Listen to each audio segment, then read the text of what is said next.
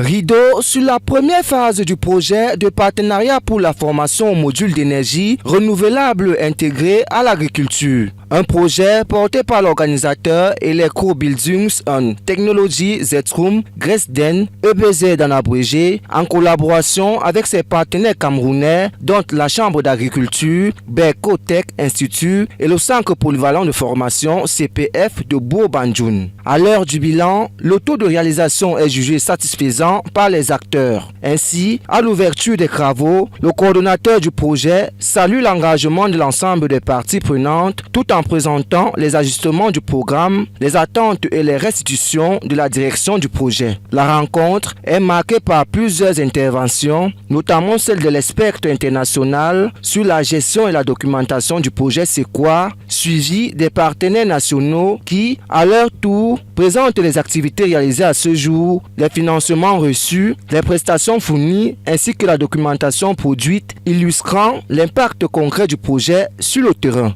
C'est un projet dans la phase numéro 1 qui a été financé par le ministère de la coopération internationale et du développement, un ministère du gouvernement allemand.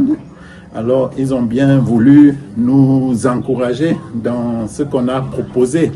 Et ce qu'on a proposé, c'est d'améliorer la formation et de travailler dans la certification d'une formation officielle des techniciens énergie renouvelable dans l'agriculture. Déployée dans les régions de l'ouest, de l'extrême nord et du centre, cette première phase permet de poser les bases d'une formation innovante adaptée aux réalités locales. Avec différentes acquisitions, notamment celles des équipements de dernière génération.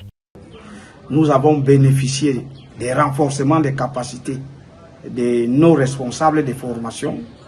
Nous avons acquis des équipements de dernière génération qui vont nous permettre de faire les travaux pratiques dans le domaine de la formation des énergies renouvelables intégrées dans l'agriculture.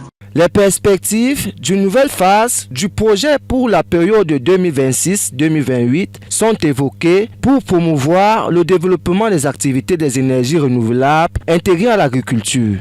Le souhait, c'est justement que cette prochaine phase que nous attendons de façon ardue, que cette prochaine phase nous donne de mettre à profit ce que nous avons acquis, ce que nous avons reçu dans le cadre de cette première phase. La séance s'achève par une rencontre à huis clos entre le coordonnateur du projet et les points focaux consacrés aux questions administratives, logistiques et aux perspectives futures.